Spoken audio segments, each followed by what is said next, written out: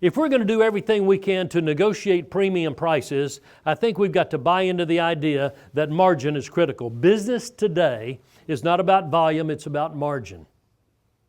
Profit is not about volume, it's about margin. You see, volume could be a wonderful thing, but if margins are severely compromised, that volume and that relatively unprofitable or only marginally profitable business is not nearly important. Margin is king. Margin is like magic when we take care of it. And price cutting is basically a self-inflicted wound.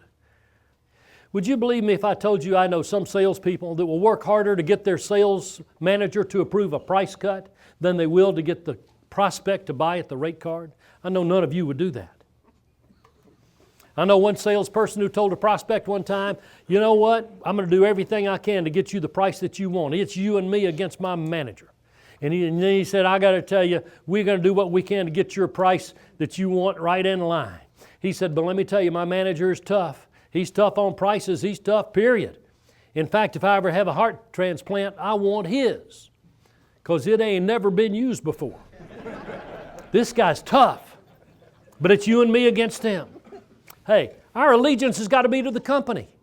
Our allegiance must be to the company whose logo is on our paycheck. We got to make sure that we are absolutely dedicated to protecting margins and doing everything that we can to move the company to a greater level of success. It's the only way we can enjoy success along with it. Let's sell value, not price, like we talked about last year. Let's do everything we can to differentiate our offerings. Let's sell the benefits for them. Let's don't go to price. A lot of the experts in sales training believe, and I concur, that a lot of salespeople are more worried about price than their customers are. Now, the customers will say, you know, I got to have your best price and this and that.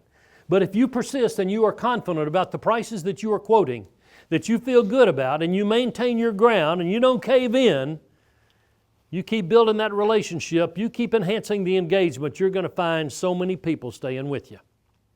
So I'm going to suggest we do everything we can to try to maximize our margin.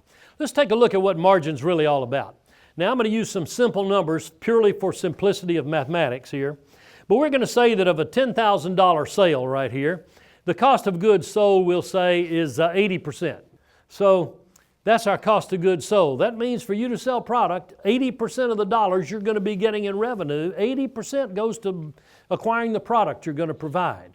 That's pretty high. That means you got to really, really take good care of margin, because you only got 20% to work there in terms of gross margin. And it's precious. Be certain that you don't trash your margin. You see, when you cut price and you dig into your margin and you fail to preserve that very critical thing we call margin, what we do is we compromise the viability of our enterprise. In fact, we mortgage our future, because the margin goes away, profits go away. Companies are not sustained to the degree that they could be. Their opportunity for growth and development and more opportunity for everybody that works there is compromised when margin is compromised. So the gross margin in this case, or this example, would be on a $10,000 sales, you got $2,000 of gross margin to deal with. Well, what comes out of all that? Well, let's take a closer look at the green part of this illustration. We're going to say in most cases gross margin includes salesperson compensation's got to come out of it, so you're going to get paid. And then there are all the other salaries of the organization. That's critical. Then, of course, we've got fixed costs. Can't do too much about those except just manage them as best you can. And then you've got variable costs. Now, within those, some people use the term G&A expenses for general and administrative, but nevertheless, we've got fixed and variable costs. And then you get rid of that you get right up to the top, you've got your EBITDA. Earnings before interest, taxes, depreciation. EBITDA is all that's left for earnings, and frankly, that's so critical because that's where retained earnings and dividends come from. Without the EBITDA, there's no retained earnings, which takes away acquisition capability.